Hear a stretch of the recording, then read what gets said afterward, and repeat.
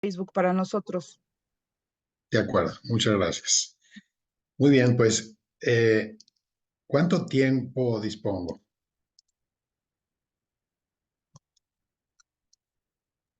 Lo que usted guste. Ok, Aquí perfecto. estamos. Muy bien, pues muchas gracias. Vamos a iniciar. Muy buenas noches a todos en este día tan especial de Viernes Santo, en el que muere nuestro Dios y nos salva, nos redime. Bien, en esta ocasión vamos a meditar eh, sobre este tema de Jesucristo, Salvador del mundo. Bien, es un día muy especial para contemplar este tema de la salvación. ¿Cómo es que Jesús nos salva concretamente? Bien, en primer lugar, Jesús es Salvador de la historia. Bien, y aquí vamos con un autor francés, Ernest Renan. Este señor en su momento era creyente, es del siglo XIX en Francia. De hecho, estuvo en el seminario menor, para ser sacerdote, pero luego lo abandonó y dice que perdió la fe y llegó al ateísmo. ¿Ok? Bien, y se hizo historiador, es uno de los más grandes historiadores de Francia, y como ateo y masón, es uno de los más famosos masones anticlericales, anti-iglesia, anticristianismo. Bien, él perteneciendo a la corriente del racionalismo, una corriente que solamente reconoce el resultado de lo científico y reniega absolutamente de la fe religiosa. Bien, este señor se propuso demostrar, junto con un equipo de 30 científicos, que Jesús no existió, que la iglesia es una patraña, es un invento para controlar las conciencias, las almas. Bien, y él personalmente viajó a Tierra Santa, vivió en el Líbano, investigó muchos documentos. Durante 40 años, este equipo de 30 científicos que se propuso destruir a Cristo y al cristianismo, a la iglesia, bien, estuvieron trabajando 40 años, tiene muchos libros, incluso tomos. Él personalmente agarró la figura de Jesús para destruirla, ¿ok? Y al cabo de esos 40 años se sentaron en París, presentaron las conclusiones de sus estudios, completamente científicos, históricos, nada que ver con la religión, ¿de acuerdo? Bien, y él concretamente escribe un libro muy famoso, que está en internet, libre, y es un libro de cabecera de todos los masones del mundo, que se llama Vida de Jesús. Aquí está en francés, La Vie de Jesús. Bueno, ahí dice, concluyendo, ellos no solo no demostraron que Jesús no existió, al revés, pusieron las bases históricas, científicas más fuertes, más sólidas a favor de Jesús y del cristianismo, de la iglesia. O sea, ellos fueron con la intención de destruir, de borrar del mapa, y se encontraron con todo lo contrario. De hecho, en este libro, él concluye lo siguiente. Siendo masón, él nunca se convirtió, ¿ok? Nunca creyó en Dios, además anticlerical, ¿eh? Bien. Él concluye, toda la historia sería incomprensible sin Cristo. Cualquiera sea la sorpresa que nos traiga el futuro, una cosa es segura, Jesús nunca será superado. El hombre perfecto, incomparable, tan grande que impresiona por el carácter excepcional de su obra, y es llamado Dios. Bien, yo aquí me pregunto, y les pregunto a aquellas personas que se llaman ateas, agnósticas, masonas, anticlericales, ¿cómo es posible que ese señor afirme esto de Jesús? ¿Cómo es posible que afirme de aquí al futuro, que una cosa es segura, nunca será superado? ¿Es que tiene una bola de cristal, ve el futuro? ¿O es que tiene las pruebas en la mano? De hecho, él no se convierte, pero miren cómo le llama a Jesús el hombre perfecto. ¿Hay algún hombre perfecto? ¿Qué está diciendo realmente entre líneas?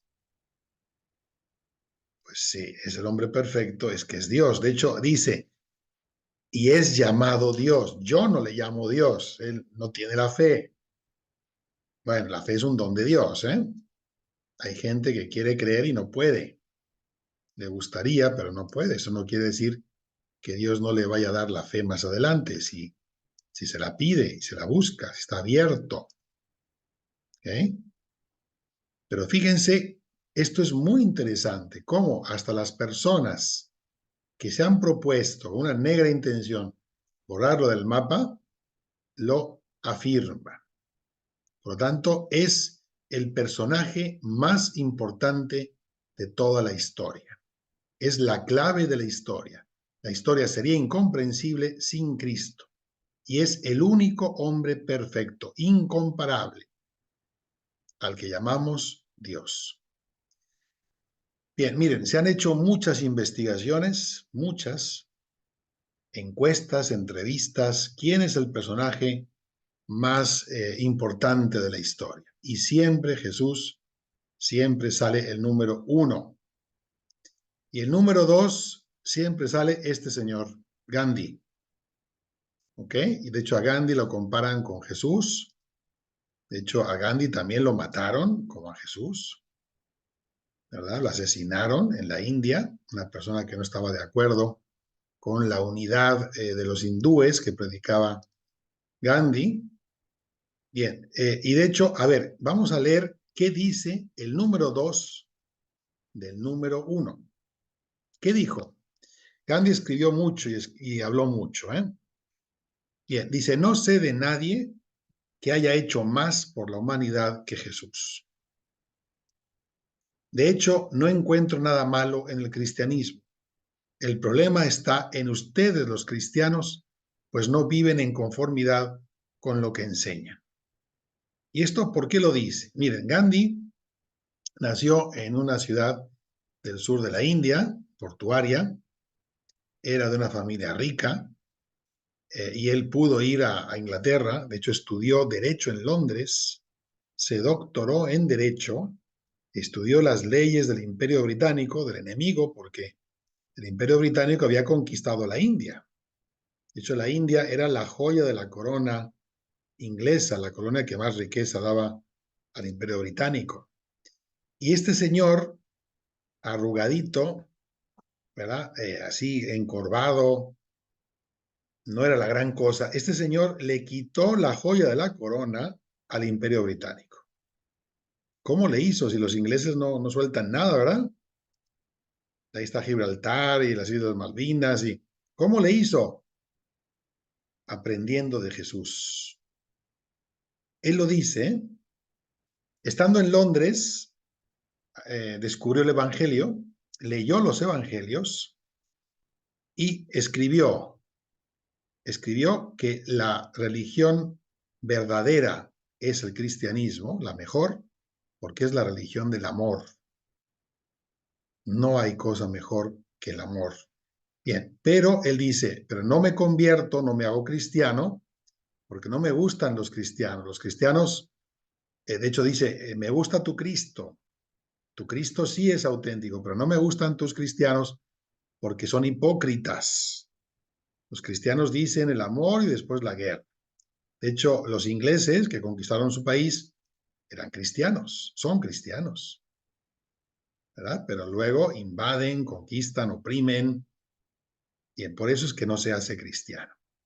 Bien, él dice más adelante, desde hace años demostré en Sudáfrica que el adjetivo pasivo era un término mal empleado, al menos para referirse a Jesús. Él era el resistidor más activo que quizás se conozca en la historia. La suya era la no violencia por excelencia. Bien, Gandhi, que aplicó el sistema de la no violencia, ¿de quién aprendió la no violencia? De Jesús. ese sistema no es suyo. Jesús también se dejó matar, ¿ok? Puso la otra mejilla, igual que Gandhi. Gandhi ensayó el sistema de la no violencia en Sudáfrica, es un país donde había una tiranía blanca contra la negra, y después llega a la India y revolucionó la India con ese sistema de Jesús. De hecho, siendo auténticamente cristiano, Gandhi, sin serlo, revolucionó la India y se lo quitó a los cristianos hipócritas ingleses. Y dice que funciona, fíjense, el sistema de Jesús funciona, porque por fuera no es una rebelión física, por fuera se deja matar, pero por dentro te está diciendo, estás mal, por dentro te está gritando, me estás pisoteando, me estás invadiendo, estás en mi país, salte de mi país. Por ese sistema, él consigue la independencia de la India hasta el punto que los ingleses se tuvieron que salir desprestigiados ante todo el mundo por este señor. ¿Ok? Entonces, hasta políticamente, socialmente, funciona el sistema de la no violencia cristiana. El poner la otra mejilla, el dejarse matar. Pero hay que estar dispuesto a dar la vida por el sistema, por la no violencia, a creer. Esa es la diferencia que tuvo Gandhi con los demás. ¿Okay? Bien, por lo tanto, el número 2 admira y aprende del número 1.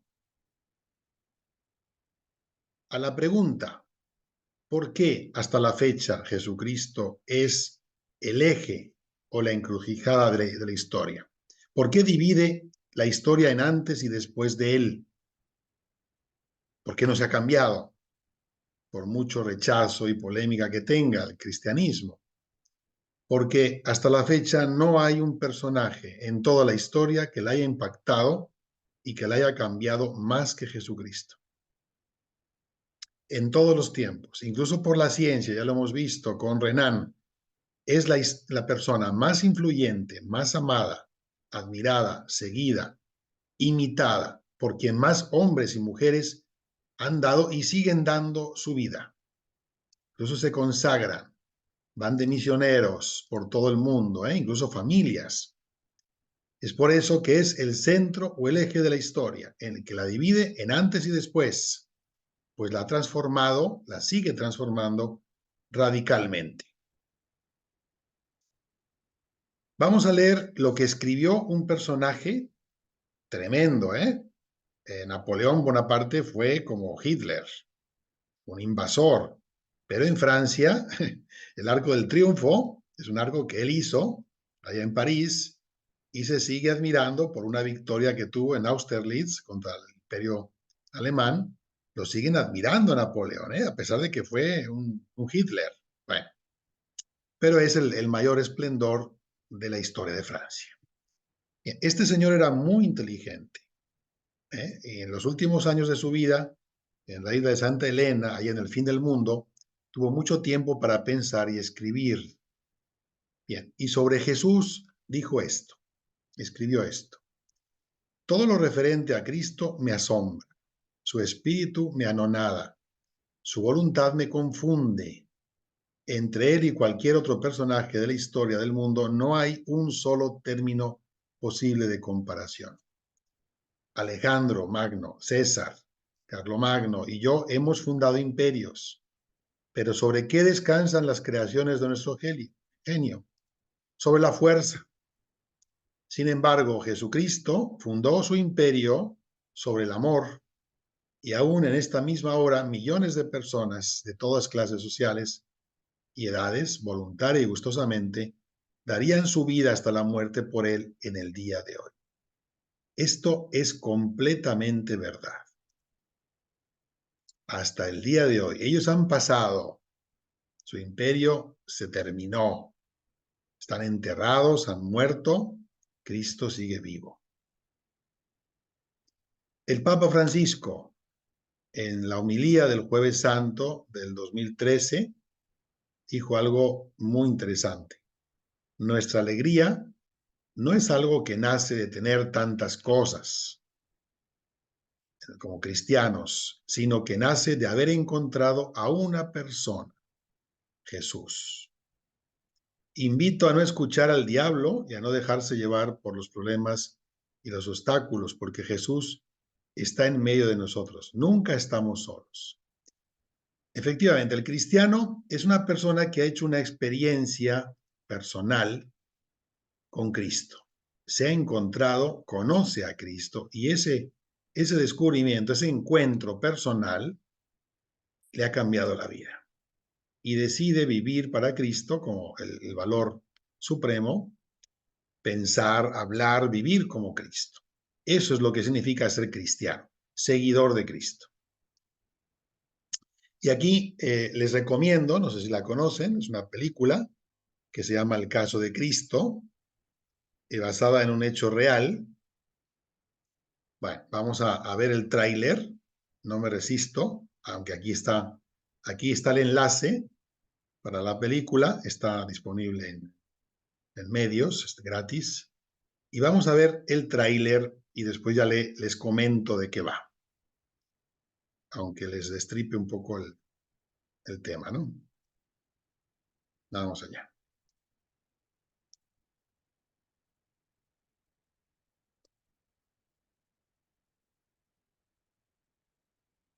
Si alguien quisiera investigar la realidad del cristianismo, ¿dónde empezaría? Si Jesús no resucitó, todo se viene abajo. ¿Sí se escucha? Una pistola. ¿Se escucha bien? Ok. Una pistola que no podrías disparar. Como periodista he dedicado toda mi carrera a destapar la verdad. Hasta que mi esposa un día me planteó el mayor reto de mi vida. No estoy dispuesto a perder a mi mujer y a mis hijos por algo que no tiene sentido. Lo que pasó después me cambió para siempre. Podemos hablar de evidencia histórica de la resurrección.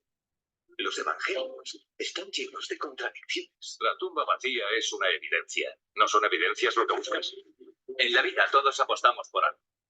La pregunta es, ¿a qué apostar? Aunque estaría encantada de ayudar a un colega escéptico, lo que estás planteando es imposible. ¿Podría Jesús haber sobrevivido al tormento de la cruz? No hay ni una sola evidencia de que alguien sobreviviera a una crucifixión. No porque yo escriba algo y lo entierre durante siglos. Se convertirá en verdad.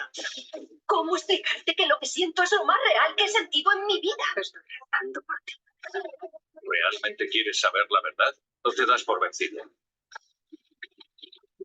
No me culpes a mí, ni a la iglesia, ni a Dios. Solo haz tu trabajo.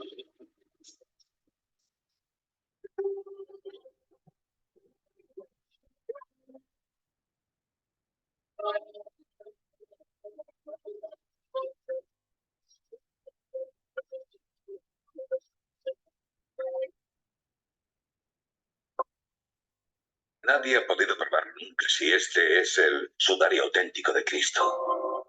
Pero cuando se contemplan esos ojos por primera vez, algo cambia en el interior de quien los mira.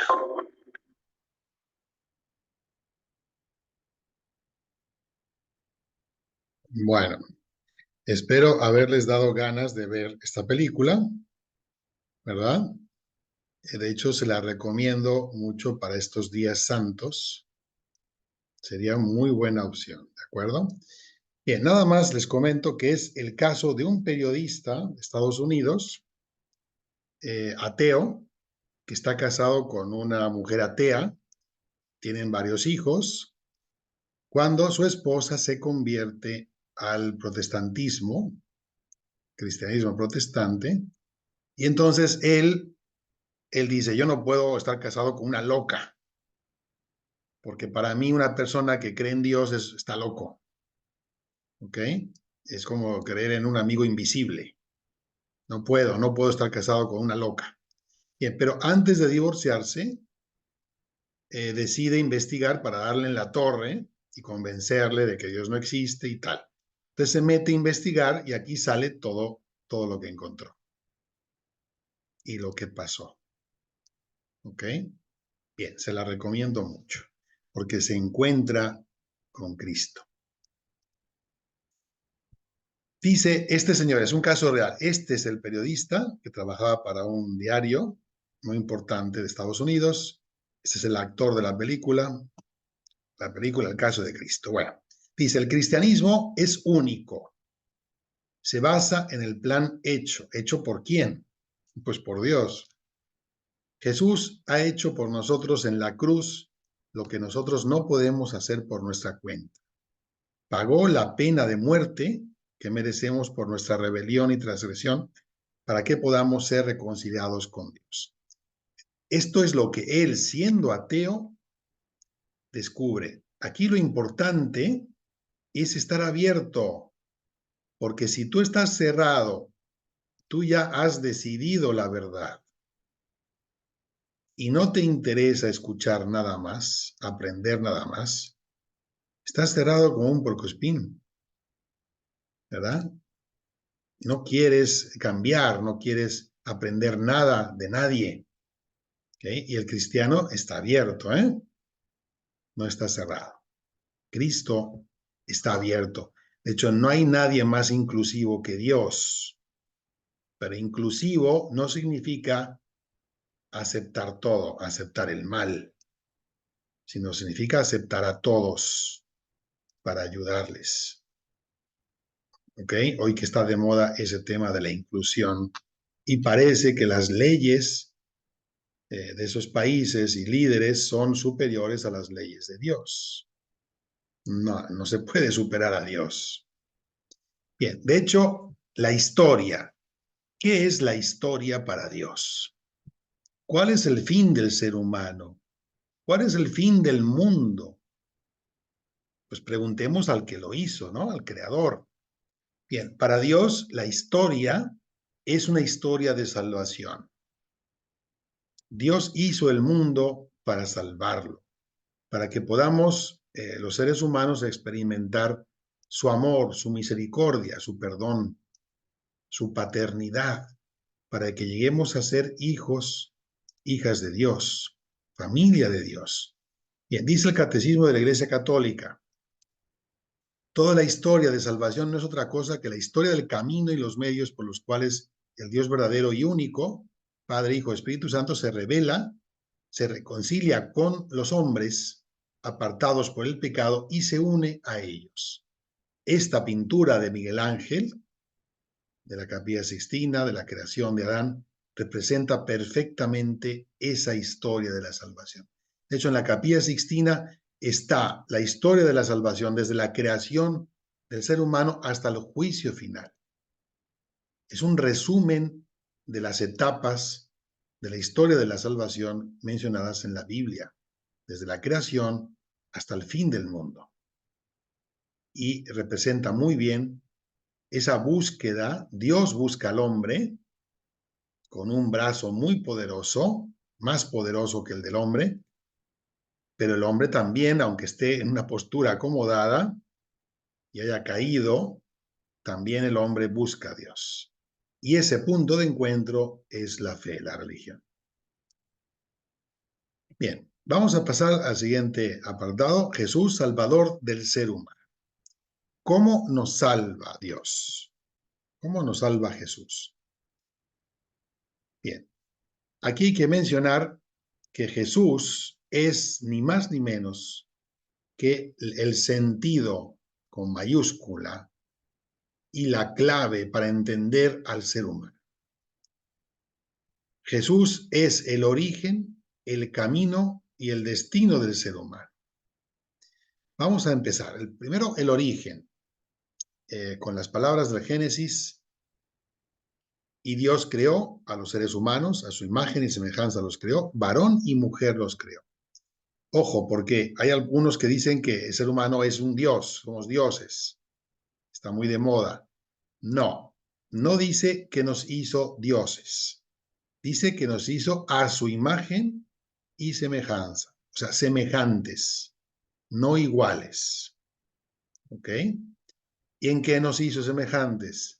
Bien, esto que les voy a decir puede sonar un poco fuerte, pero Dios, cuando creó a Adán y Eva, o los primeros humanos, de hecho Adán es un nombre simbólico en hebreo, significa varón, y Eva significa mujer, ¿verdad? Son nombres simbólicos, los primeros seres humanos. Bien, ya tenía Dios Padre, tenía en su mente a Cristo, ¿ok? Dios ve el pasado, el presente y el futuro en el mismo plano.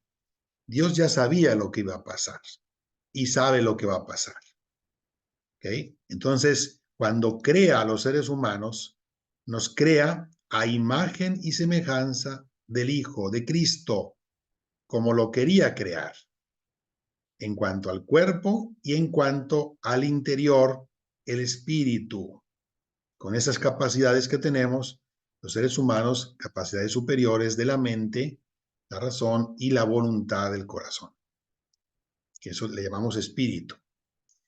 Bien, y esto, el Evangelio de San Juan, el discípulo amado, el evangelista más elevado, al que le nombran como águila, dice: en el principio existía la palabra es Cristo, la palabra es la promesa, el verbo, y la palabra estaba con Dios, y la palabra era Dios. ¿Okay? Por tanto, la Trinidad está desde el principio, desde el Génesis. Y más adelante dice: todo se hizo por ella, por la palabra, y sin ella, sin Cristo, no se hizo nada de cuanto existe. Aquí tenemos un mosaico de la Basílica Catedral de San Marcos de Venecia, donde está Cristo creando. O sea, Cristo creó junto con el Padre el universo.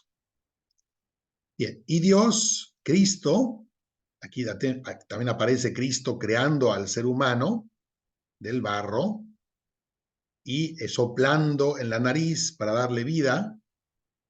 Bien, Cristo, Dios, le da al ser humano, nos dio 3 grandes regalos. La existencia, ¿por qué? Porque pudo no haber creado al ser humano, pero decidió crearnos y nos dio la vida.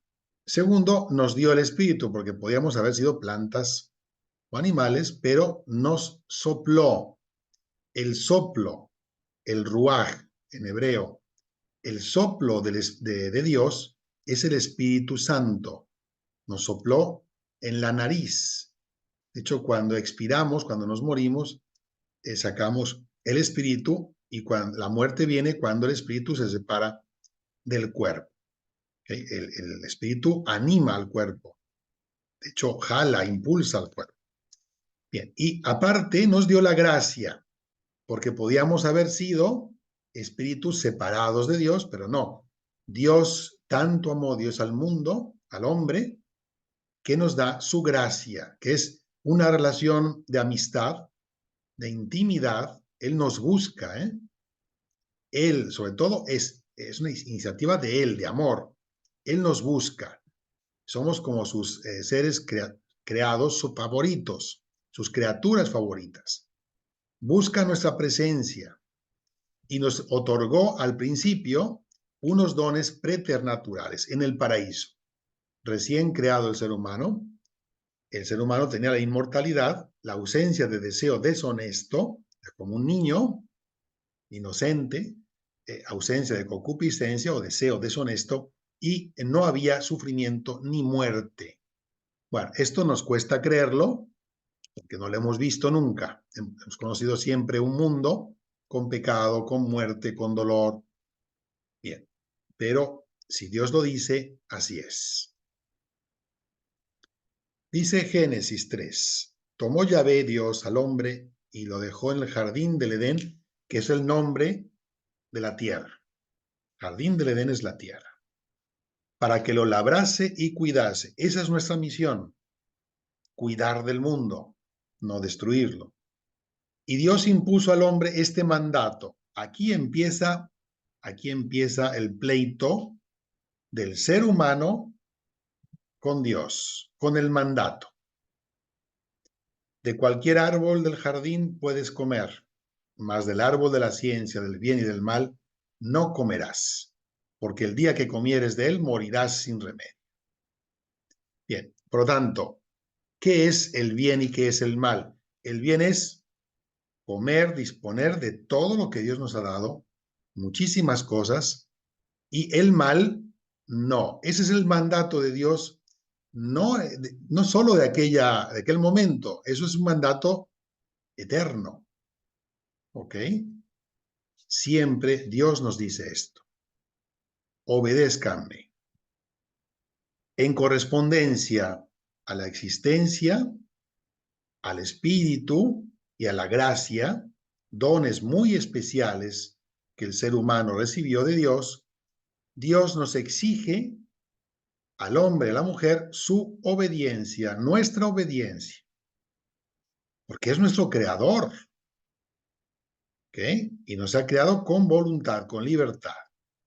Y aparte nos pide respeto al orden armónico que Él estableció en el paraíso, en el universo, en la tierra, donde Dios es el centro de todas las cosas, es el valor más importante, hay que darle su primer lugar y todo es muy bueno.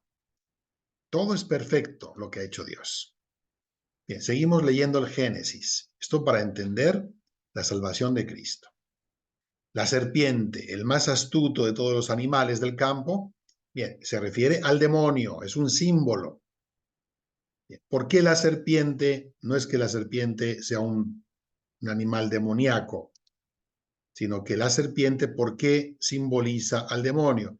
Porque la serpiente se presenta sin hacer ruido, es muy sibilina, tiene una lengua ahí que te silba, que te sopla, y aparte si te muerde te puede matar, te mete veneno.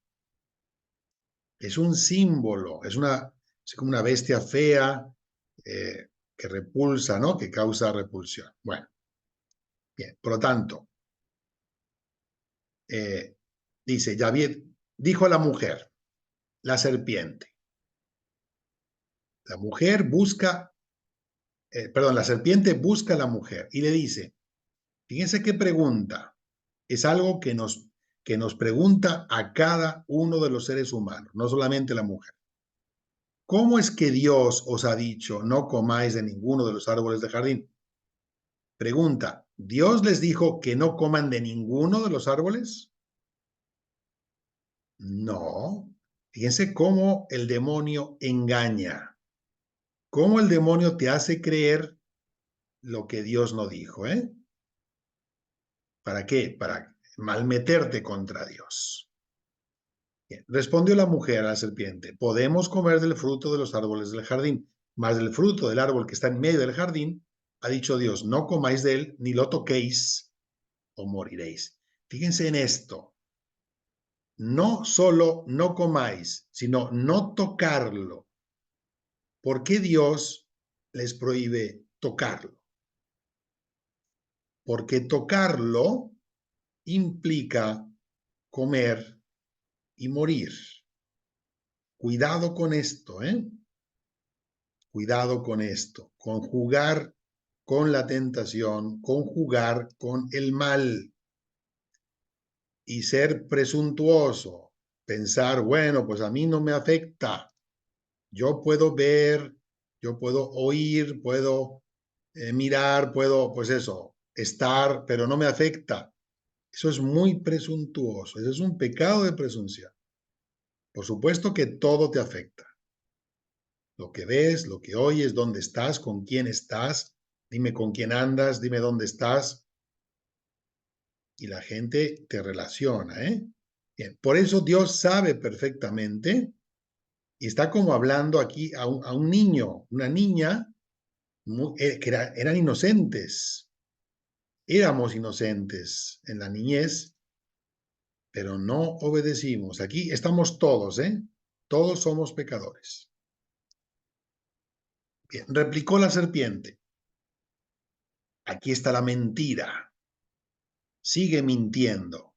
De ninguna manera moriréis. Fíjense cómo afirma terminantemente contra Dios. Es que Dios sabe muy bien que el día en que comiereis de él, se os abrirán los ojos y seréis como dioses, conocedores del bien y del mal. O sea, al revés. Para nada, Dios miente. Fíjense, está acusando a Dios de mentiroso. Al revés, seréis como dioses. Y como viese la mujer que el árbol era bueno para comer, apetecible a la vista y excelente para lograr sabiduría, tomó de su fruto y comió, y dio también a su marido, que igualmente comió. Entonces les abrieron a entrambos los ojos y se dieron cuenta de que estaban desnudos, y cosiendo hojas de higuera se hicieron unos ceñidores. Aquí empezó la moda humana. Estos son los primeros vestidos del ser humano. Hojas de higuera. Frente a la moda de Dios, que era la desnudez inocente. ¿Okay? Como los niños. No pasa nada, no hay malicia. Oyeron luego el ruido de los pasos de Yahvé, Dios, que se paseaba por el jardín a la hora de la brisa, y el hombre y su mujer se ocultaron de la vista de Yahvé Dios por entre los árboles del jardín. Yahvé Dios llamó al hombre y le dijo, ¿dónde estás? Este contestó, te oí andar por el jardín y tuve miedo, porque estoy desnudo, por eso me escondí. ¿Por qué será? ¿Por qué será que hacemos algo malo y nos escondemos? Incluso hay gente que hace cosas malas y las defiende. No, no es que sea malo. Entonces, ¿por qué te escondes? ¿Por qué no quieres que se sepa? ¿Por qué te ocultas? Dios replicó al hombre, Adán, ¿quién te ha hecho ver que estabas desnudo? ¿Has comido acaso del árbol que te prohibí comer? Respondió el hombre, la mujer que me diste por compañera me dio del árbol y comí. Esto nos pasa a todos, ¿eh? Le echamos la bola al vecino. Aparte, fíjense lo que dice Adán. La mujer que tú me diste de compañera, ¿eh? O sea, le echa la bola a Dios. Tú me la diste. Así que tú eres el culpable porque me la diste. O, si acaso, es ella. Bien. Y Dios se va con la mujer. ¿Por qué lo has hecho? La mujer contestó, la serpiente me sedujo y comí. La mujer le pasa la bola al demonio. Fíjense lo que dice, me sedujo, me engañó y comí. Efectivamente, Adán y Eva eran unos niños inocentes, puros, engañados. Aquí empieza el mal. El pecado, aquí empieza. Es el pecado original, el del origen, que significa una división, nos dividimos de Dios, nos alejamos de Dios, y un desorden. Desordenamos el orden natural y sobrenatural que Dios puso. La palabra pecado viene del latín peccatum, que significa un error, una equivocación, y viene definido por San Agustín como toda palabra, acto o deseo contra la ley de Dios, no obedecer a Dios. Es una transgresión voluntaria. Para cometer pecado hay que saber, ser consciente de que Dios no lo quiere, ellos lo sabían, y quererlo. Eso significa maldad. La maldad significa conciencia y voluntad. Si no hay conciencia ni voluntad, no hay maldad. ¿Ok? Como la de un niño, ¿verdad? Que no es consciente. Bueno, pero luego hay niños que sí son. Bien. Fíjense, esto está impactante. El pecado es la mayor tragedia del ser humano. Aquí empezaron las tragedias. Porque negamos a Dios, nuestro creador, nuestro todo, y nos negamos a nosotros mismos. Nos corrompemos. Nuestro destino de felicidad temporal y eterna. Y el ser humano fue expulsado del paraíso, es decir, de un estado, un mundo perfecto. Y entramos a los problemas. Bien, ahora hay que decir que el ser humano no es el creador del pecado. ¿Quién inventó? ¿Quién creó el pecado o el mal? Lucifer. Ojo a esto, porque Cristo viene al mundo a morir en la cruz. ¿Para qué? Para vencer ¿a quién? Al demonio, al mal. ¿Ok? Dentro de nosotros, esas ataduras que tenemos con el mal. Bien, el que inventó el mal, el pecado, es Lucifer, que significa el portador de la luz, era el ángel más perfecto, era el brazo derecho de Dios, el más inteligente, creado bueno por Dios. ¿Ok? Pero esas grandes cualidades que tenía, de repente se volvió contra Dios, decidió no servir. De hecho, la palabra que dice Lucifer es no serviré. No serviré cuando se enteró de que Dios se haría hombre. En Cristo, él dice, no serviré a un Dios hombre, porque el hombre es menos que yo. Yo soy más que el hombre. En cambio, San Miguel, el príncipe de los ángeles, dijo, ¿quién como Dios? ¿Ok? Y hay una lucha en el cielo, antes de la creación del mundo, hay una batalla en el cielo, esto lo dice el Apocalipsis, y Miguel y sus ángeles derrotan a Satanás, porque Lucifer se convierte en un ángel malo, en un demonio, y se lleva consigo a la tercera parte de los demonios, de los ángeles. ¿Ok? Los ángeles, la tercera parte, se van con Satanás y se convierten en demonios. Bien, y lo que hacen es ser enemigos, declaran la guerra eterna para siempre contra Dios. Es lo que significa Satanás. Diablo significa acusador, son los fiscales, son los que cuando un alma llega al cielo, acusan a los pecadores y el abogado es Cristo y la Virgen. ¿Ok? Nos defienden, los santos también. Y en nuestras buenas obras también. Significa calumniador, tentador. Lo que más hace el demonio es tentar, como le hizo Adán y Eva. El demonio no puede empujar, no puede obligar. Tiene que respetar el libre albedrío, pero sí seduce, tienta, miente para que tú creas que Dios no tiene la razón, que Dios se equivoca, que puedes ser feliz haciendo lo que tú quieras sin Dios. ¿Okay? Es el padre de la mentira, es un homicida. De manera que él inventa la muerte también cuando mata el alma, mata la gracia dentro del alma. Y de hecho el demonio inventa el infierno. El infierno existe, es un dogma de fe. El infierno es un lugar, es un estado donde está el demonio, los demonios y las almas que mueren rechazando a Dios. Hay personas que dicen que el infierno no existe, ¿eh? Entonces, ¿para qué vino Jesús a morir en la cruz? ¿A salvarnos de qué? Jesús habló 40 veces del infierno, incluso con el fuego que no se extingue. Allí será el llanto y rechinar de dientes. Y Dios no se puede equivocar ni engañarnos, ¿eh? A pesar de que no sea agradable, popular, ¿verdad? Y que queramos corregir a Dios, ojo, ¿eh? ¿Quiénes seremos si corregimos a Dios? Bien, cuidado porque podemos desviarnos de la auténtica fe de Dios. Bien, de hecho el Padre Nuestro es la única oración que Jesús enseñó, nos enseñó a llamar Padre Nuestro a Dios. Al final dice, y líbranos del maligno.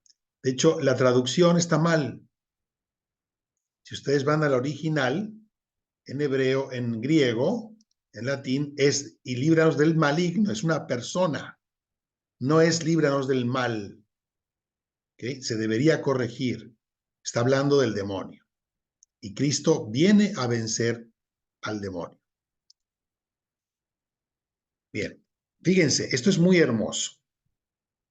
Enseguida, inmediatamente, después de la caída del pecado original, el primer pecado, Dios promete la salvación. Esto se llama protoevangelio.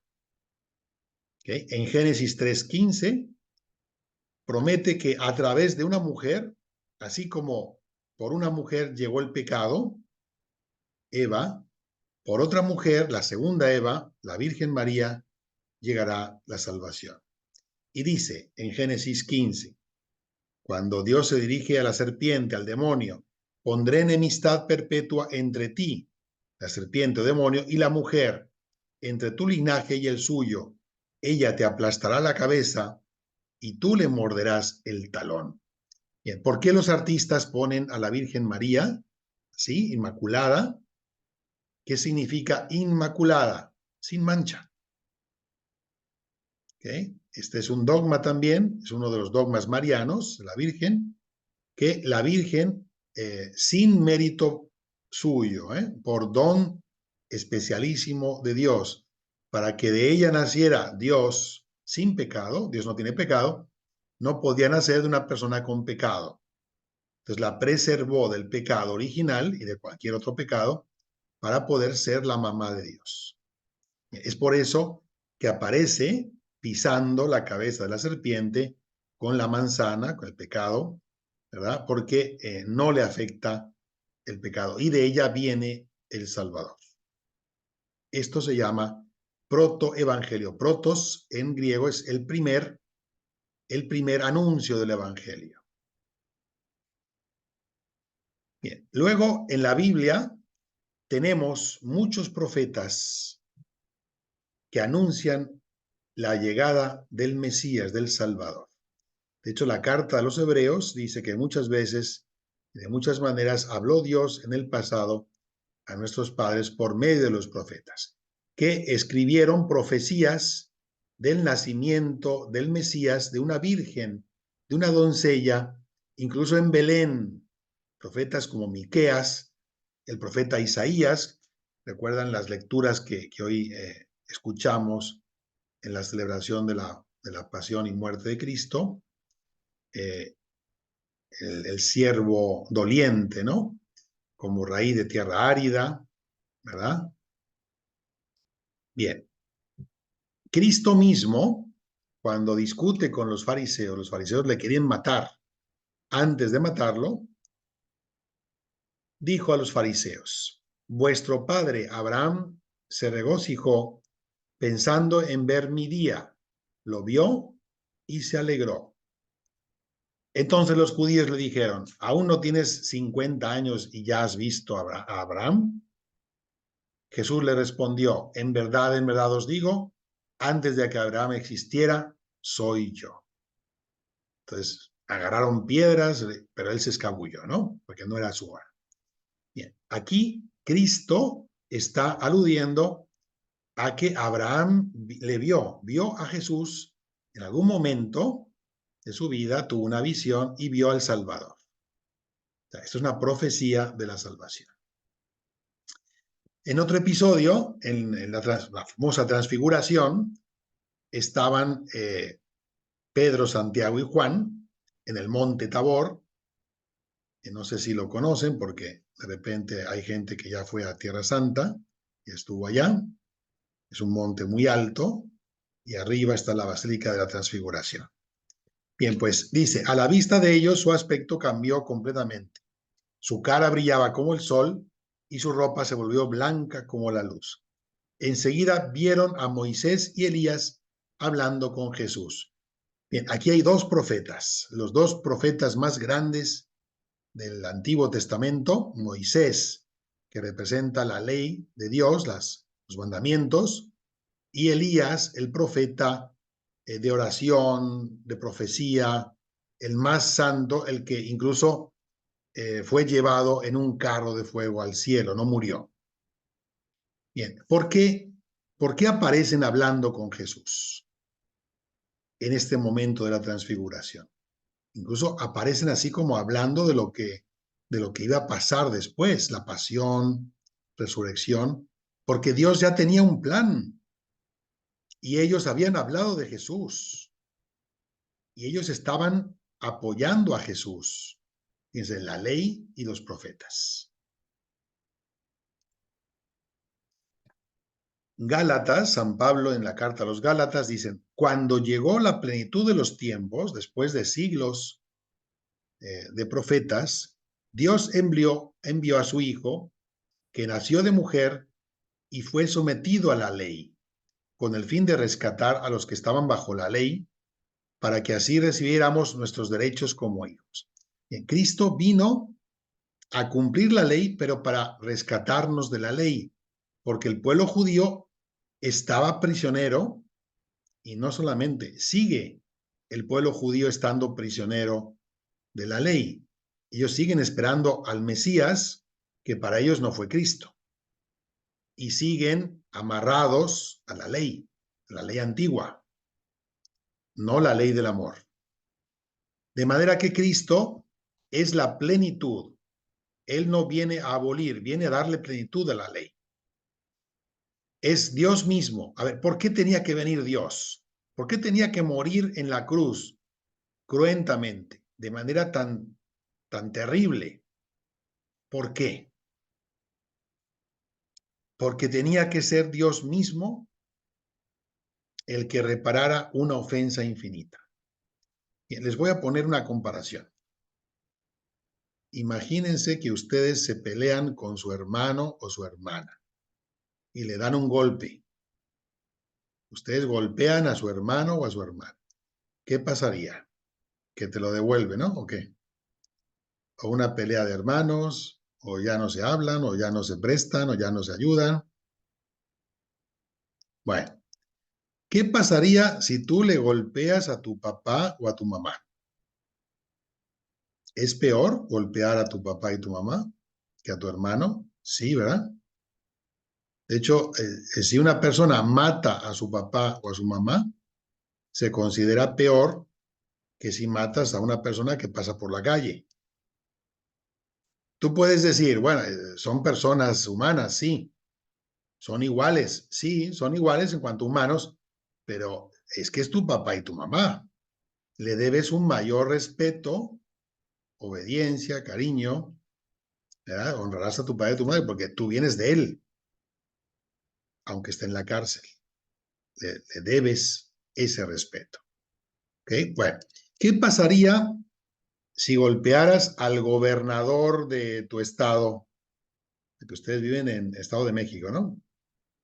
Bueno, no sé quién es, si es él o ella. Bueno, ¿qué pasaría si golpearas al gobernador de tu estado? Porque te mandan a la cárcel o una multa así tremenda, ¿no? Pero tú puedes decir, bueno, pues que es un ser humano como mi hermano, sí, sí es un ser humano como tu hermano, pero es el representante de un estado. Si la golpear al gobernador, estás golpeando al estado, no solo a la persona, sí a la persona, pero también al estado. Bueno, ¿qué pasaría si golpearas al presidente de México? Uy, te desaparecen, ¿no? ¿Verdad? ¿Por qué? Tú puedes decir, ¿te aplauden los del otro partido? Pues sí, también, pero es un ser humano que representa al país. De hecho, ¿qué te pasaría si quemaras la bandera de México? Tú puedes decir, es un cacho de tela pintado. Sí, sí es un cacho de tela pintado, pero no solo, es el símbolo del país. ¿Por qué te meten a la prisión por quemar la bandera? Porque estás quemando al país, a lo que representa. Bueno, ¿qué pasaría si golpearas al Papa Francisco? Tú puedes decir, es un hombre como mi hermano. Sí, te perdona, sí, buena onda. Ya le dispararon al Papa Juan Pablo y perdonó al que le disparó. Pero es más grave golpear al vicario de Dios en la tierra. Sí, es un pecado moral. ¿Qué pasaría si golpearas y mataras a Dios? Esta comparación lo que quiere decir es que tu ofensa, tu pecado, es del tamaño de la persona ofendida. Si tú ofendes a Dios, que es infinito, la ofensa es infinita. Y ningún ser humano, desde el primer pecado, desde el original, hasta el último nuestro, personal, ningún ser humano puede hacer un acto de reparación infinito, ni siquiera la Virgen María, ni siquiera todos los santos juntos. Nadie humano puede hacer un acto infinito. Por eso tenía que ser Dios mismo el que viniera a pagar el precio, porque todos estábamos condenados a la muerte, tanto muerte física, porque la ofensa contra el Creador que te ha creado físicamente es la eliminación. Eso es injusticia. El pago de nuestro pecado era la muerte, tanto física como espiritual, en el infierno. Todos estábamos condenados al infierno y a la muerte física. Bien, y Cristo, obedeciendo al Padre, el Hijo, se encarna para pagar nuestro pecado. En sus heridas fuimos sanados. Estas palabras a mí me impactan, siempre.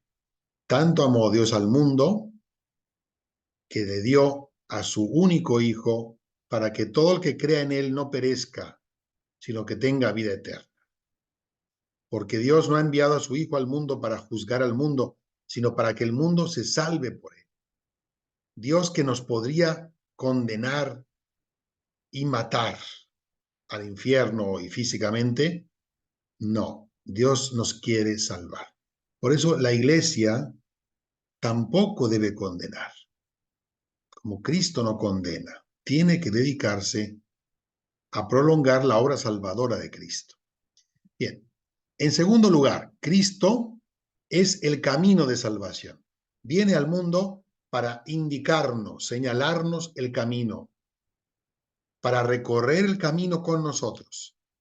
Y dice, yo soy el camino, la verdad y la vida. Nadie va al Padre si no es por mí.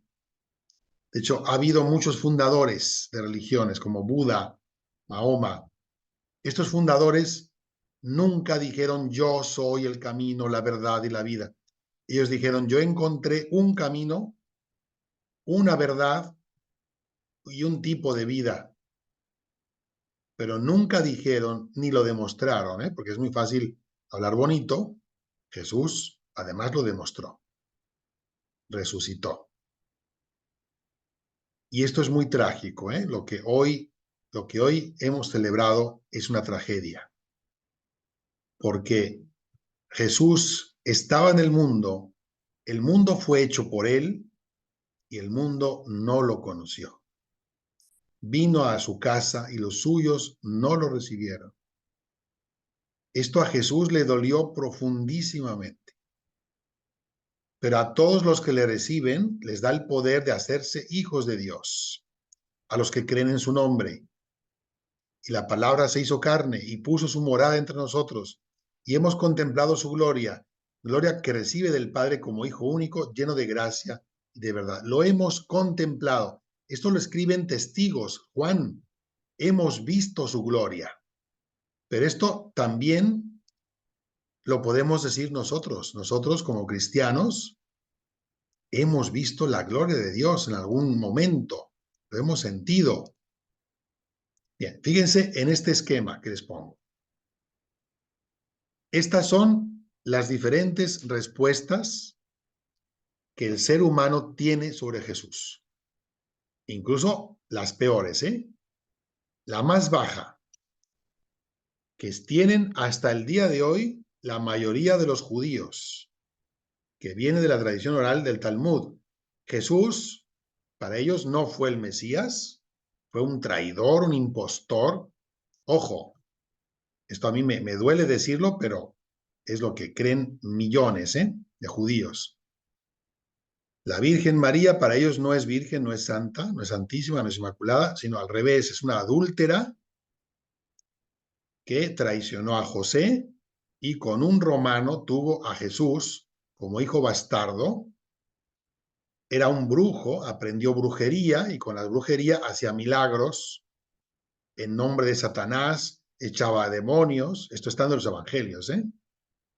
Era un hereje porque cambiaba las escrituras, eso está en los evangelios.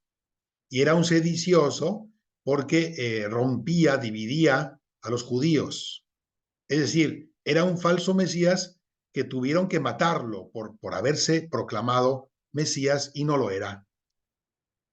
Esto hasta el día de hoy lo siguen creyendo los judíos, ¿eh? La mayoría de los judíos. Luciano de Samosata, un griego de la época de Jesús, dice que era un estafador, un lunático, un fanático, fundador de una superstición. Y por eso lo mataron. Bien. En el siglo I, y también unos teólogos de la primera búsqueda, dicen que era un judío común, normal, no era Dios, no era el Mesías, era un judío normal y después sus discípulos inventaron todo. Era un carpintero, un artesano, un obrero, un campesino normalito y punto. Tácito, el mejor historiador de Roma, dicen que era un revolucionario judío, antirromano, por ir, como iba contra los romanos lo mataron. No tenemos ninguna prueba de que Jesús haya ido en contra de los romanos, al revés. Respetó absolutamente, incluso al centurión, le ayudó a sanar a su criado y por eso fue criticado. Bien, el budismo, fíjense, los budistas y teólogos de la tercera búsqueda dicen que Jesús era un predicador apocalíptico sobre el fin del mundo y un líder religioso judío, uno de tantos, pero fracasó. El judaísmo reformista, los judíos liberales, dicen que fue un elocuente, que sí, hablaba muy bien, un sabio rabino judío, rabino, maestro de la ley, que hacía milagros porque pronunciaba el nombre de Dios. Y Dios no podía no hacer milagros. Pero hasta ahí, era un rabino. Renan, el autor que hemos invocado, el ateo masón anticlerical, que era un esenio, miembro de una secta judía de aquella época, era un santo monje retirado en cuevas, mesiánico, que esperaba al Mesías, discípulo de Juan el Bautista, pero hasta ahí. Fíjense, el Islam, Mahoma, el fundador del Islam, dice que Jesús era un profeta enviado por Dios para salvar al mundo, pero que fracasó porque lo mataron en la cruz. Para Mahoma, Dios intentó convertir al mundo 3 veces. La primera vez con los judíos. Los judíos traicionaron a Dios y por eso Jerusalén fue destruida, fueron dispersados y perseguidos por todo el mundo, porque traicionaron a Dios. Es la segunda vez con Jesús. Jesús es un enviado de Dios, pero fracasó, lo mataron en la cruz. Y luego por los escándalos de la iglesia. Y, bueno, no, Dios no está ahí. Y el tercer lugar es Mahoma. Para el Islam, Mahoma es el tercero y supremo profeta enviado por Dios. Y no habrá otro. ¿Okay? Mahoma llegó en el 600 después de Cristo. Por eso los musulmanes no permiten en la mayoría de sus países convertirse a otra religión, porque su religión es la última y la suprema. Bien, luego está Renan, que también le llamó a Jesús el hombre perfecto, insuperable, por su obra llamado Dios. Pero hasta ahí se queda en la humanidad, una humanidad perfecta. El hombre perfecto, no es Dios. Luego está Flavio Josefo, un historiador judío, el cristianismo, que afirma que es el Mesías, Jesús, y el judaísmo mesiánico. Ojo, porque aquí tenemos 40.000 judíos en todo el mundo, y también aquí en la Ciudad de México, judíos que creen que Jesús es el Mesías, pero no se bautizan, no se hacen cristianos, porque no les gusta la iglesia. Siguen viviendo como judíos, rezando en hebreo, pero ellos dicen que Jesús era el Mesías. De hecho, uno de ellos es un millonario de Estados Unidos que está pagando millones de dólares para investigar en la Sábana Santa de Turín y demostrar que Jesús fue el Mesías para invitar a los judíos que se conviertan, que ya llegó el Mesías, pero no se hacen cristianos. Y luego la última, la suprema creencia de Cristo es que es Dios hecho hombre, es el Hijo de Dios Salvador. Esto lo afirmamos los cristianos. Bien, ¿por qué? ¿Por qué Cristo levanta tanta polémica por esto? ¿Por qué Cristo es rechazado por la mayoría de su pueblo, los judíos? Por esto. Porque Cristo no es como Moisés. Si ustedes hablan con un judío, para los judíos, yo me dedico también a hablar con judíos, invito a profesores, hacemos un diálogo interreligioso, concretamente con algunos rabinos. Bien, para los judíos, Cristo no es el Mesías, porque el Mesías para ellos les va a llevar a la conquista del mundo, a que todo el mundo se va a hacer judío, se va a convertir al judaísmo. Y Jesús no les llevó a la conquista del mundo. Jesús no quiere la conquista del mundo. Jesús quiere conquistar tu corazón. ¿Okay? Jesús quiere salvarte del pecado a través de la cruz, y esto es lo que no les gusta. Ellos esperan a un Mesías tipo Moisés. Moisés para ellos es el profeta más grande, y el Mesías superará a Moisés y les va a llevar a la conquista del mundo, incluso militar, política. Bueno, sin embargo, Cristo dice: el que quiera venir en pos de mí, niéguese a sí mismo, tome su cruz cada día y sígame. Aquí los valientes, sigamos a Jesús. No es para sufrir, no es masoquismo, es para redimir los pecados. Fíjense, esto es muy fuerte, ¿eh? Esto a muchos que seguían a Jesús, al final le dieron la espalda. Dice: así como Moisés en el Antiguo Testamento levantó la serpiente en el desierto, cuando les picaban, ¿no? Porque maldijeron a Dios, ¿verdad? En el desierto, y Dios les mandó las serpientes, les picaban, se morían. Entonces ya le pidieron perdón y mandó hacer una serpiente de bronce, ponerla en un asta, en una cruz, y los que la veían se curaban, se salvaban. Bien, pues así tiene que ser levantado el Hijo del Hombre, para que todo el que crea en él tenga vida eterna. Y más adelante dice: cuando sea levantado de la tierra, atraeré a todos hacia mí. ¿Eso qué quiere decir? Atraeré los pecados del mundo para salvarlos. Bien. En tercer lugar, Cristo es nuestro destino en el cielo. El cielo es estar con Cristo. Él nos va a recibir en la casa del Padre. Él lo dijo: allá donde voy, les voy a preparar una estancia para que donde yo esté, estén también ustedes. Estaremos con la Virgen María.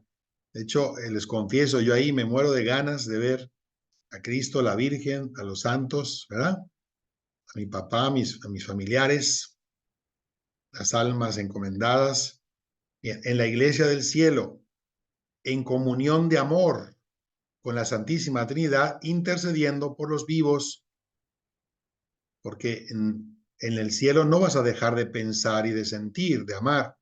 Vas a estar igualmente preocupado, pendiente, y amando y ayudando junto con Dios. De hecho, a ver, ¿cuál es el fin del matrimonio y de la familia? Muchas personas rompen su matrimonio y su familia porque cuando se casan, si se casan, porque ya muchos ni se casan, ¿verdad? Se arrejuntan y dejan a Dios a un lado y a la iglesia. Bien, creen que el fin del matrimonio y la familia es pasársela bien. ¿Sí? El placer, disfrute, viajar, hacer lo que quieren. Y cuando se casan o hacen una familia, se dan cuenta que el amor es ceder, el amor es muchas veces sufrir y no están dispuestos a eso. Si le preguntamos a Dios, ¿cuál es el fin del matrimonio y de la familia? Llegar juntos al cielo. No hay otro destino superior a ese. Tu familia son las personas que Dios creó para ayudarte a ti, tus papás, tus abuelitos, y tú a ellos a llegar juntos al cielo. Y ahí serán para siempre felices con Dios. Ese es el fin del matrimonio, de la familia y de la vida humana y de la historia, llegar a Dios. Y ahí tendremos las playas, las arenas del cielo.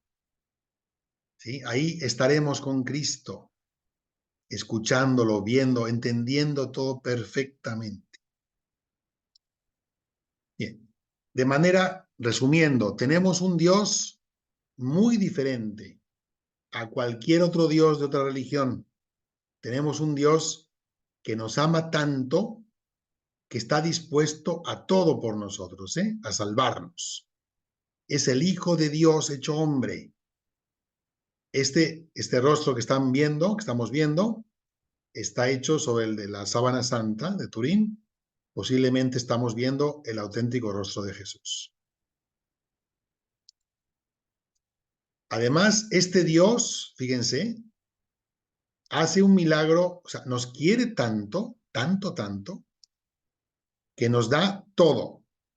Nos ha dado la vida, nos ha dado la familia, nos ha dado la fe, nos ha dado su palabra, la Biblia, nos ha dado a su mamá, la Virgen, nos ha dado a su esposa, la Iglesia, nos ha dado su cuerpo y su sangre de alimento.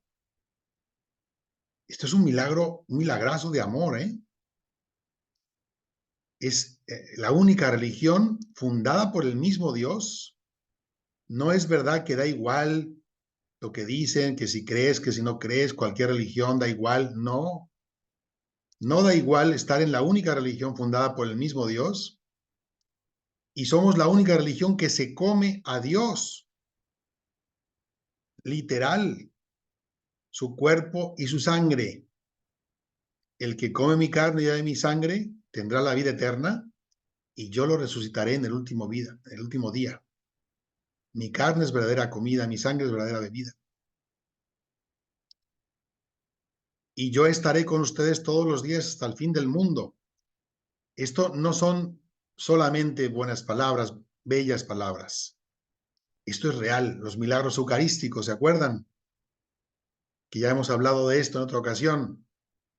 Hostias que se convierten en carne y el vino en sangre y se quedan para siempre.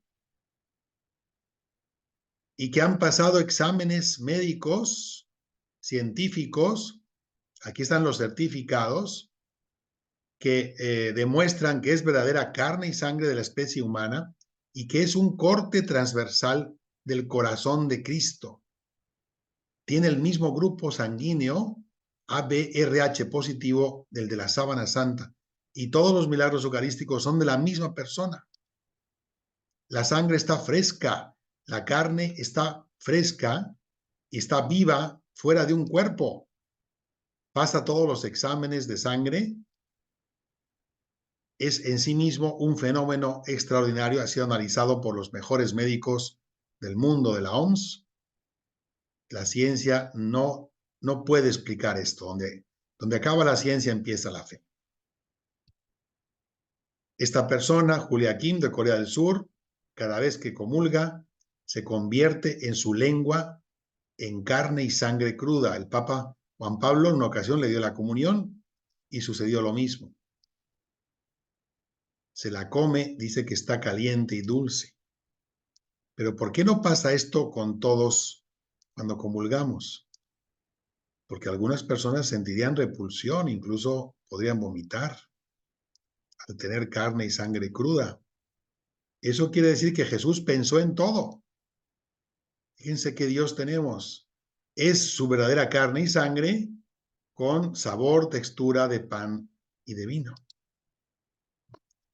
Otras hostias sangrantes, miren, esta a mí me impacta, Es carne viva fuera de un cuerpo, que exuda, que cambia de color, que tiene líquidos, que echa líquidos. Esta sucedió en 2003 en Ostina, Florencia, en Italia. Aquí en Mérida, en el 2016, también sucedió que salió del interior de una hostia después de la consagración. De hecho, conozco a este padre que dirige un albergue de alcohólicos y drogadictos aquí en Mérida. Y después de la consagración salió del interior de la hostia sangre. La puso en una custodia y curiosamente sale del mismo lugar donde fue la lanzada, porque la hostia tiene un dibujo, un relieve. Bien. Jesús tiene nombres. Según los antiguos, el nombre, de hecho no sé si ya sabes el significado de tu nombre o tus nombres, deberías, porque según los antiguos, tu misión en la vida es cumplir lo que significa tu nombre. O sea, no es una casualidad, es una causalidad. Y Jesús, en hebreo Yeshua, significa Salvador. También la Biblia le llama Emmanuel, Dios con nosotros, la palabra hecha carne. Y también le llamamos Cristo, en griego ungido, significa el Mesías, el Rey de Israel. De hecho, el mejor nombre que podemos decir para nombrarle es Jesucristo, que es la unión de Jesús, el hombre, y Cristo, el Dios. Dios y hombre. La psicología de Jesús. Esto mayormente va dirigido a jóvenes, esta plática, pero también es un poco para describir lo que dicen los evangelios. Jesús, persona excepcional desde todos los puntos de vista, incluso la psicología. Está libre de imperfección, de mancha moral, es perfecto, santo, Dios. De hecho, San Pedro afirma que no hubo pecado en él ni engaño en su boca. O es semejante a nosotros, menos en el pecado. Venció a Satanás. No tuvo pasiones desordenadas. ¿Okay? Hay un equilibrio perfecto en él entre razón y pasión.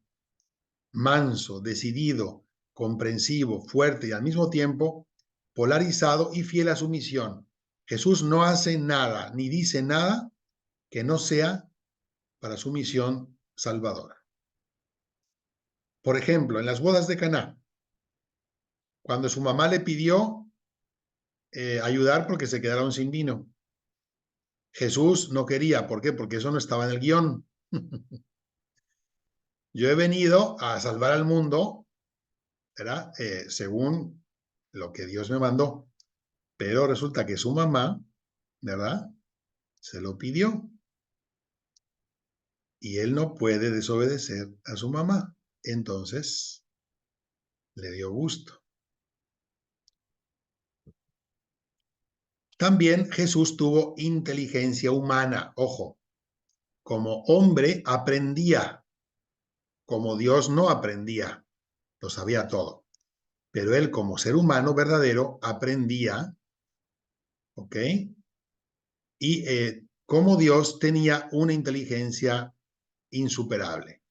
De hecho, ellos decían, las personas que lo escuchaban, que nadie hablaba como él, que jamás será superado en sus discursos, en sus obras salvadoras.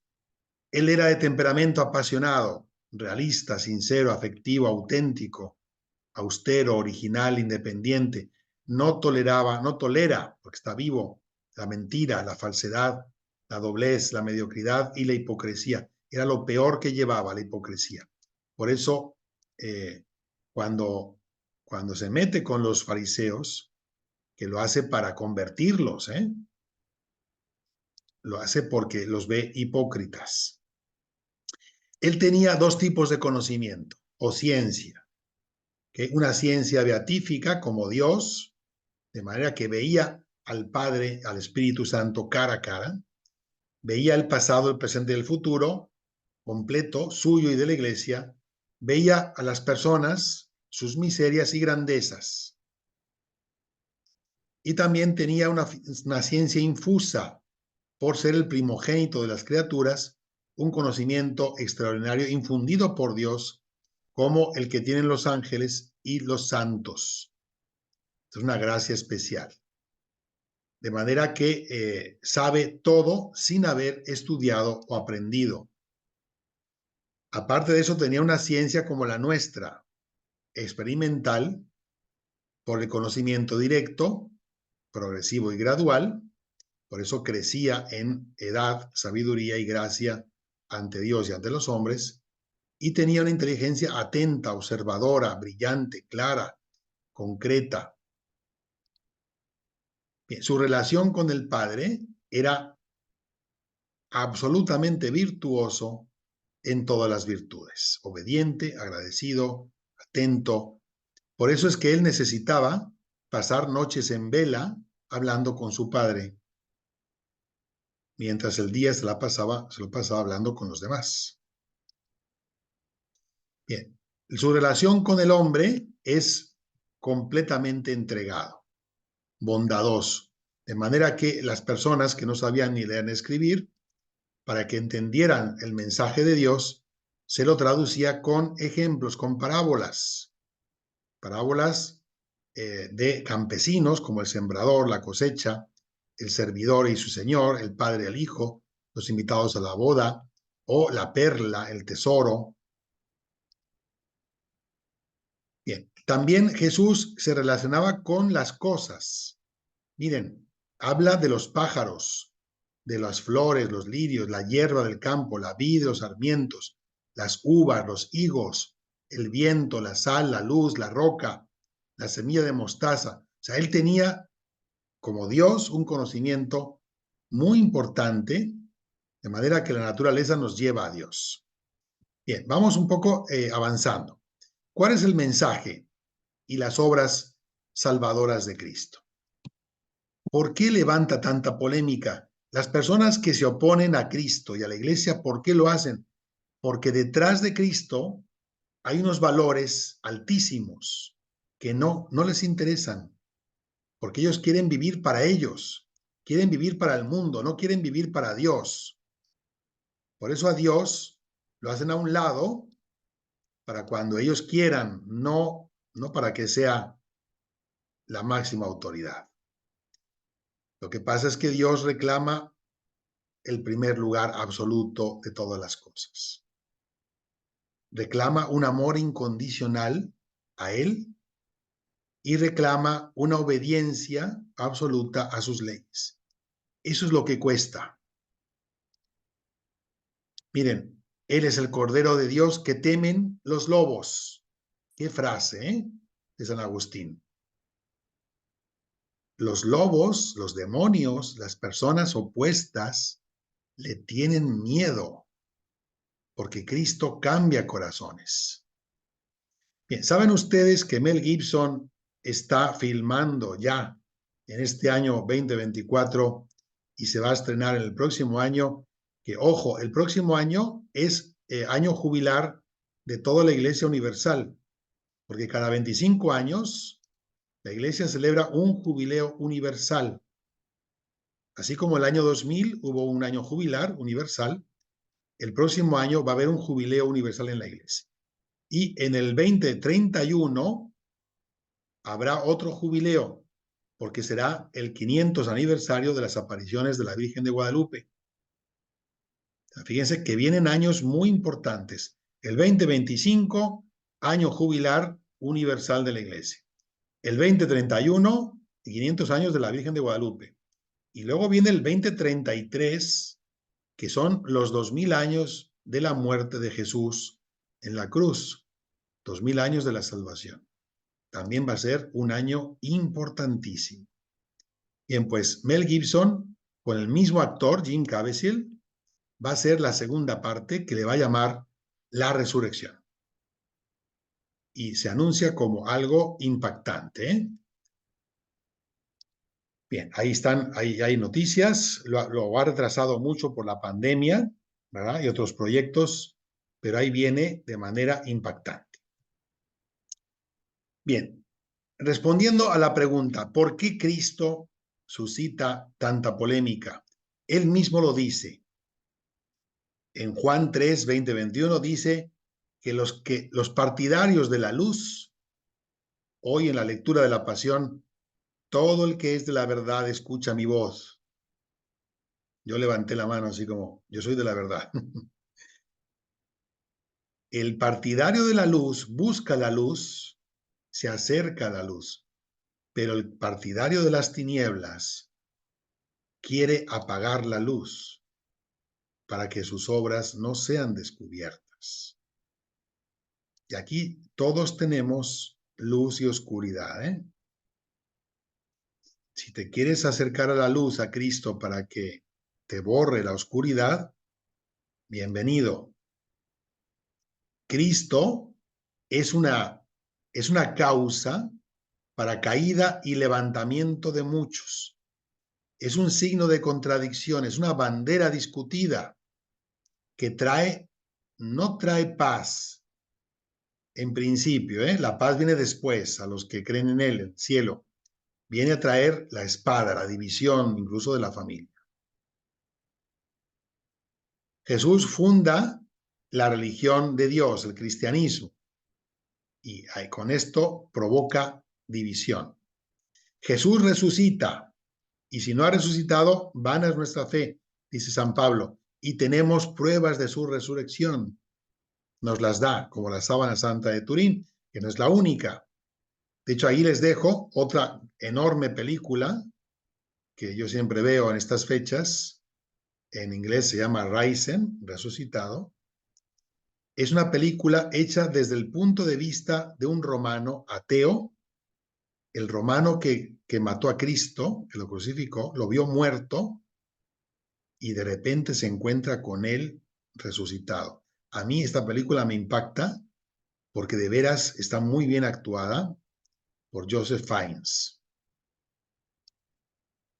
Bien, vamos avanzando y ya casi terminando. Jesús salva por la iglesia. La iglesia continúa su obra salvadora. Miren, la iglesia la define el Papa Benedicto XVI, que gloria esté, como Cristo comiendo con pecadores. Todos somos pecadores menos Él. Los apóstoles, cuando Él se va al cielo, está sentado a la derecha del Padre en la ascensión, los apóstoles reciben la misma misión salvadora de Cristo. Cristo les manda a hacer lo mismo que Él hizo, anunciar el Evangelio, el reino de Dios, sacar demonios, curar enfermos, ayudar, aplicar sacramentos. Y a los que escogió son personas completamente normales, son representantes de nosotros. Y los llamó apóstoles por formarlos, prepararlos y lanzarlos, enviarlos. Miren, entre ellos había 5 pescadores: Simón Pedro y Simón Andrés de Cafarnaúm, Santiago el mayor y Juan Evangelista, Felipe de Betsaida. 2 campesinos, Santiago el menor o más joven y Judas Tadeo, San Juditas, ¿verdad? Parientes de Jesús. 3 personas de clases acomodadas, un intelectual, Tomás por eso dudaba, era así como más científico, Galileo, y uno de familia noble, Bartolomé, se cree que era de familia noble, adinerada, Mateo o Leví, el evangelista, que era un publicano, uno del SAT, ¿verdad? Seguramente sabía leer y escribir, por eso estaba ahí, culto, rico, que era un traidor porque se había vendido a los romanos y quitaba impuestos a los judíos. Además, había 2 guerrilleros, imagínense, dos narcos o 2 corruptos, convertidos. Bueno, uno de ellos no, uno de ellos sí. Simón Cananeo, era Simón el Celote, que dejó las armas por Jesús, y se cree que Judas, el traidor, Judas Iscariote, pensó que Jesús era un líder político, militar, y cuando no se dio cuenta, entonces lo entregó por dinero. Algunos eran casados, como Pedro, que tenía su suegra, y la tradición dice que viajaba con su esposa y su hija, siguiendo a Jesús, y otros eran solteros como San Juan Evangelista. Bien, último apartado, ya terminamos. En la presentación, Brenda mencionó que que nos conocimos por un diplomado de arte cristiano. Y aquí yo pongo que Jesús también salva por el arte, por la belleza. Miren qué frase. Dios nos da los astros, nosotros le damos los templos.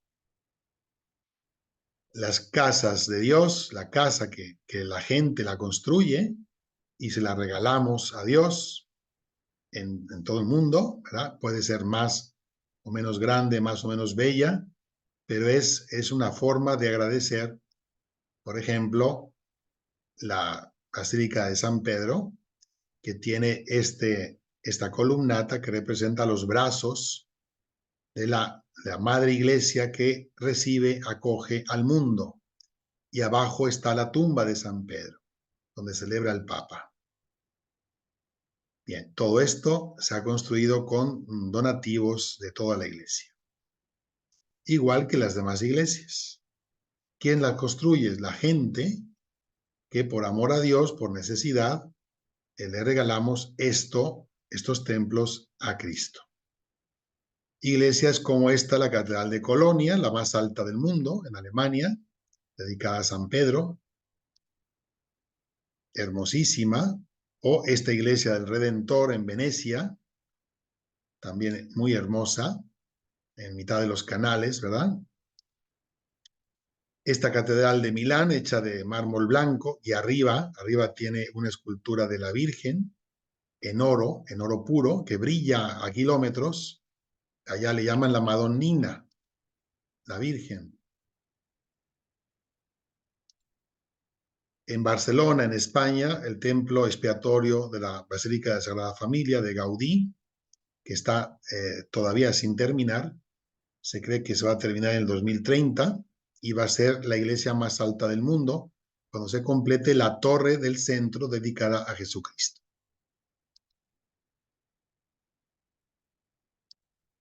Bien, también en el arte existe un cuadro, este que están viendo, que lo pintó Leonardo da Vinci, que se llama Cristo Salvador del Mundo. Es un Cristo que está bendiciendo con su mano derecha, con 3 dedos representando a la Trinidad, y en la mano izquierda tiene la bola del mundo.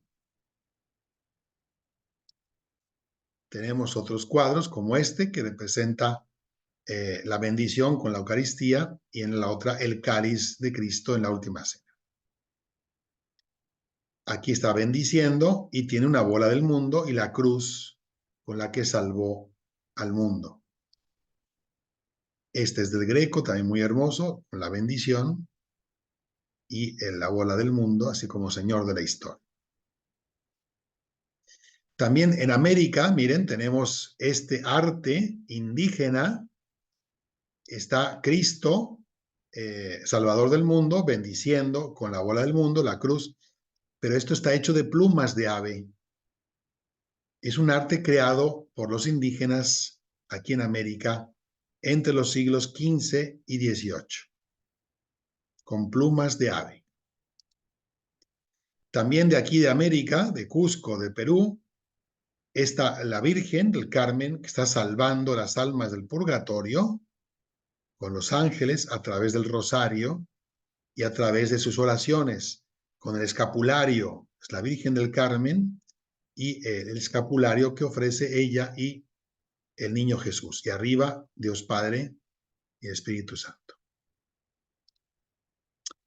En escultura, este es una belleza, hecho por Gian Lorenzo Bernini, el Miguel Ángel del barroco italiano.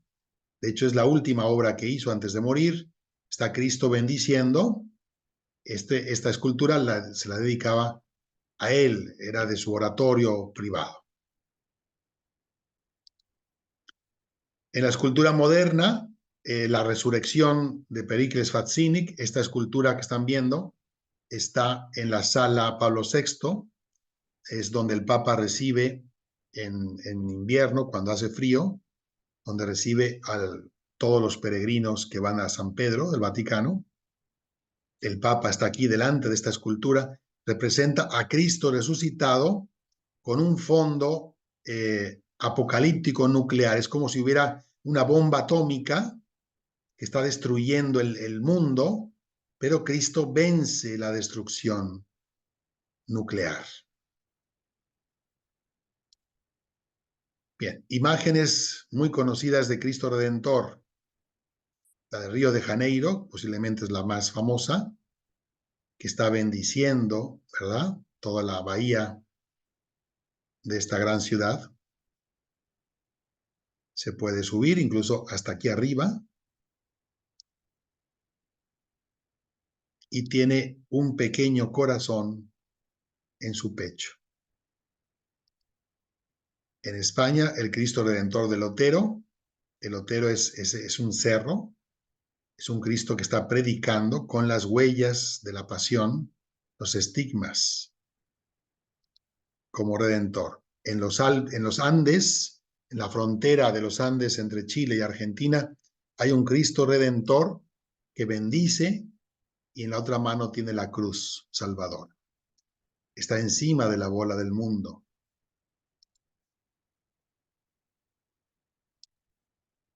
En El Salvador, en su capital, San Salvador, hay un monumento al divino Salvador del mundo. De hecho, es el único país que está dedicado al Salvador, a Cristo Salvador. Está sobre la bola del mundo, bendiciendo. Bien, también en la música, si quieren escuchar buena música, ahora en Semana Santa, escuchen, les recomiendo a Johann Sebastian Bach, La Pasión según San Mateo. Aquí tenemos, esta es una entrada. Esta es una de las áreas más hermosas donde se puede sentir perfectamente a través de la música la muerte de Jesús en la cruz. Bien, y este es el tema de Jesús, Salvador del mundo. Si quieren, les pongo un poquito la música y con esto terminamos. Como fondo musical.